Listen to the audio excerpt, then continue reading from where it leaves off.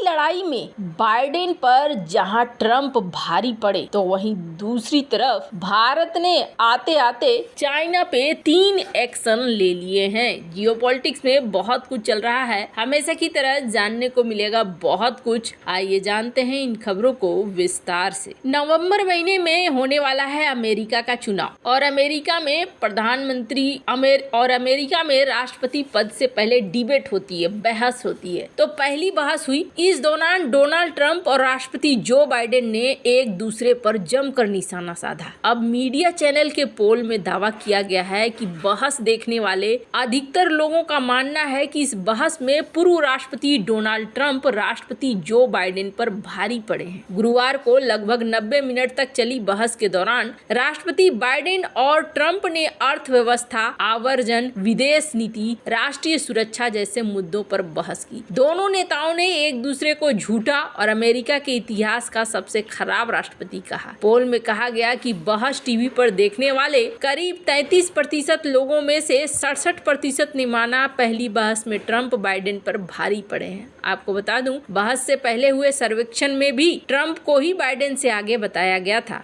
गुरुवार बहस देखने वालों में से 57% लोगों ने कहा कि बाइडेन की देश का नेतृत्व करने की क्षमता पर भरोसा नहीं है। वहीं 44% ने ट्रंप की क्षमताओं पर भी शक जाहिर किया। अफगानिस्तान से सेना को वापस बुलाने के फैसले पर भी ट्रंप ने हमला बोला और कहा कि जिस दिन अफगानिस्तान से सेना को वापस बुलाया गया वो हमारे इतिहास का सबसे शर्मनाक दिन था। ट्रंप ने कहा कि अगर मैं सेना को वापस बुलाता तो पूरे सम्मान, ताकत और सुचिता के साथ ही वहां से अपने सैनिकों की वापसी होती। बहस के दौरान जो बाइडेन ने कैपिटल हिल दंगे के लिए ट्रंप पर आरोप लगाते हुए कहा कि ये व्यक्ति दोषी है। कैपिटल हिल हिंसा को रोकने के लिए इन्होंने कुछ नहीं किया। जिन लोगों ने कैपिटल हिल पर हमला किया, क्या ये उनकी निंदा करेंगे? इसके जवाब में ट्रंप ने कहा कि आपका बेटा एक दोषी है। जो बाइडेन ने बतौर राष्ट्रपति जो भी काम किए उनके लिए इन्हें भी दोषी ठहराया जा सकता है। ये व्यक्ति एक अपराधी है, मैंने कुछ गलत नहीं किया। ट्रंप ने यूक्रेन युद्ध को लेकर बाइडेन पर निशाना साधा और कहा कि अगर वो राष्ट्रपति होते तो यूक्रेन युद्ध कभी शुरू ही नहीं होता। बहस के बाद राष्ट्रपति जो बाइडेन की सेहत को लेकर भी सवाल खड़े हो गए। दरअसल पूरी बहस के दौरान बाइडेन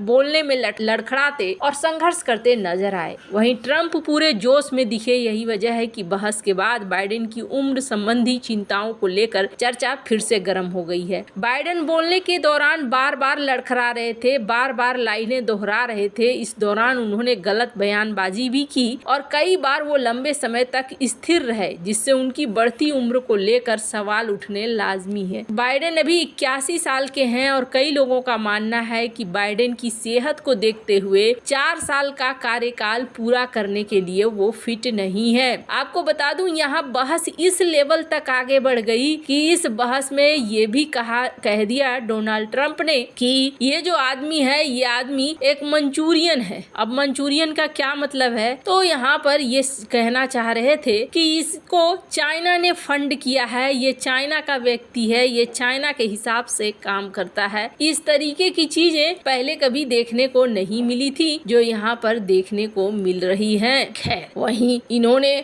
हमास से लेकर और भी कई सारी चीजों के लिए इस बात को कहा है। जो पॉलिटिकल एनालिस्ट हैं वो मानते हैं कि यहाँ पर जो दिख रहा है उसके अनुसार डोनाल्ड ट्रंप काफी हावी होते हुए दिख रहे हैं। डोनाल्ड ट्रंप आगे बढ़ते हुए भी दिख रहे हैं और आने वाले समय में अगर अमेरिका में सत्ता परिवर्तन होता है तो इसका सीधा सीधा असर भारत के ऊपर भी देखने को मिलेगा। अमेरिकी जनता का पूरा मूड बदला हुआ है और इस बदले हुए मूड में ये देखने को मिल रहा है कि डोनाल्ड ट्रंप बुरी तरीके से पछाड़ रहे हैं। बहुत सारे ऐसे भी लोग हैं जो डेमोक्रेट्स हैं, वो कह रहे हैं कि अभी भी जो बाइडेन को अपना नाम वापस ले लेना चाहिए और जो बाइडेन की जगह किसी और को आना चाहिए ताकि यहाँ पर इस चुनाव को वो बचा सके। खैर, अभी तो फिलहाल यही दिख रहा है कि डोनाल्ड ट्रंप यहाँ बाजी मारते हुए दिख रहे हैं। जहां एक तरफ ये सब कुछ चल रहा है तो वहीं दूसरी तरफ ऐसा लगता है जैसे CII का भारत ने सुन लिया है और भारत अपने पुराने वाले फॉर्म में वापस है। भारत ने गुरुवार को एंटी डंपिंग ड्यूटीज लगा दी है 3 चाइना के प्रोडक्ट पर, जिसमें से हाइड्रोलिक, रॉक ब्रेकर और इसके अलावे कई ऐसी चीजें हैं जिस पर ये रोक लगाया गया है। भारत की जो DGTR है यानी कि directorate general of trade remedies, उसने यहाँ पर कहा है कि सबसे पहले तो जांच करनी चाहिए और जांच करके और भी कई सारे प्लेयर होंगे जिन पर लगाना एंटी डंपिंग ड्यूटी बहुत ज्यादा है, क्योंकि ऐसे जो सामान हैं वो चाइना से बड़ी मात्रा में आते हैं और हमारे घरेलू व्यापार को बर्बाद कर देते हैं। हालांकि हमने आपको कल ही बताया था कि किस तरीके से भारत के CII ने इस बात को कहा था कि चाइना को रोकना जरूरी है। अगर चाइना नहीं रुकी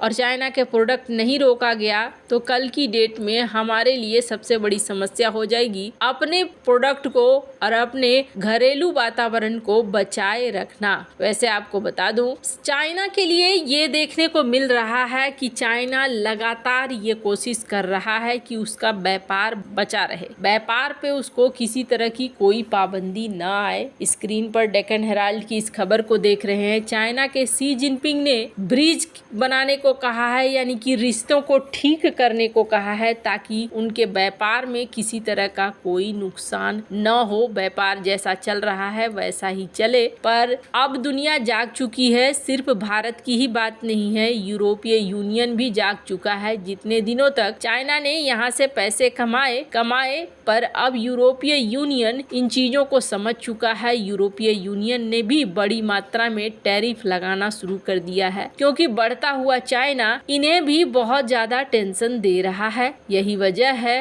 कि यहाँ देखने को मिल रहा है कि भारत भी अब यहाँ पर एक्टिव फॉर्म में आया हुआ है। अपने उद्योगों को भारत बनाए रखना चाहता है और अपने उद्योगों को बनाए रखने के लिए वो हर तरह की चीजों को, हर तरह के उपाय कर रहा है। वहीं भारत की बात करें, भारत के लिए ये कहा जा रहा है कि भारत अगर अपनी पॉलिसी में बदलाव करता है, क्रिएटिव पॉलिसी लाता है और क्रिएटिव पॉलिटिकल रहता है, यानी कि राजनीति भी ठीक रहती है, तो कई सारे ऐसे सेक्टर हैं जिसमें चाइना के लिए मुश्किलें खड़ी कर सकता है और चाइना की जगह अपने आप को आगे बढ़ा सकता है। वैसे आपको क्या लगता है, क्या भारत को अपनी पॉलिसी में और भी ज्यादा बदलाव करना चाहिए या फिर चाइना के प्रति थोड़ा नरम रुख अपनाना चाहिए और व्यापार को लागू रखना चाहिए? कमेंट कर अपनी राय जरूर बताएं। जल्द मिलते हैं अगले वीडियो में नई खबर के साथ।